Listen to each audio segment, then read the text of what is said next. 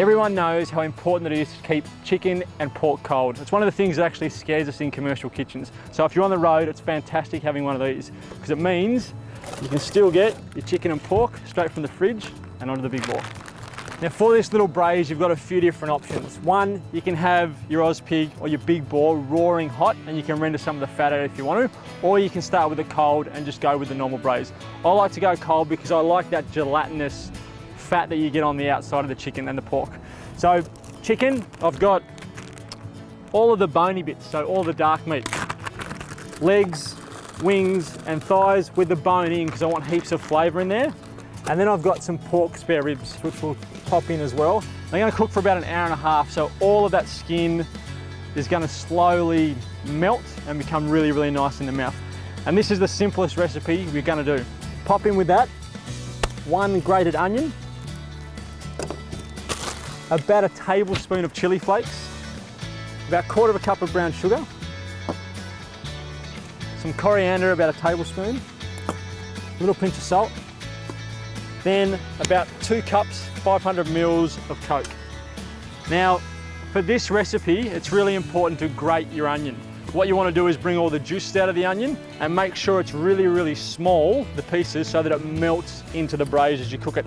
Otherwise you end up with, because you're not caramelizing and frying it off, you end up with quite raw pieces of onion. And then this little lemongrass stalk becomes your stirring implement to get some of that lemon flavor in there as well. And we'll pop the lid on just to get some heat into the big bore, and then we're going to take that off and reduce the sauce down. So diffuser off first, then the big bore on, and that's just so we can get some heat into that oven, get the temperature up, get it simmering away, and then we'll put the diffuser back on because we want a nice gentle heat to reduce that sauce down.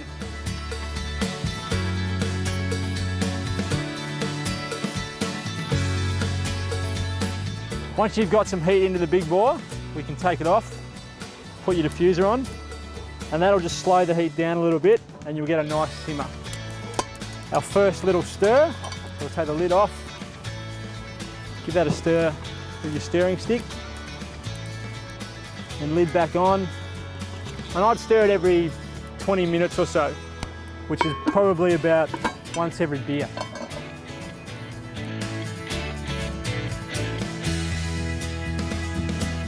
We've given that about an hour and a half. Now I have been taking the lid off periodically just to let some of the steam out and let the sauce reduce down.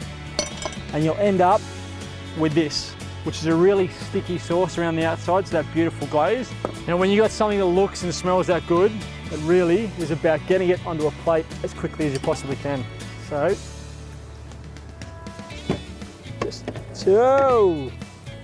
just tip it on. Sit that off to the side to keep warm. Last few little bits in there. Now, you could serve it with some rice, but I just pull everything off the bone and eat it. And a beer or maybe a cider, something a little acidic to help cut through the richness. And there we have it, our cola braised wings and ribs.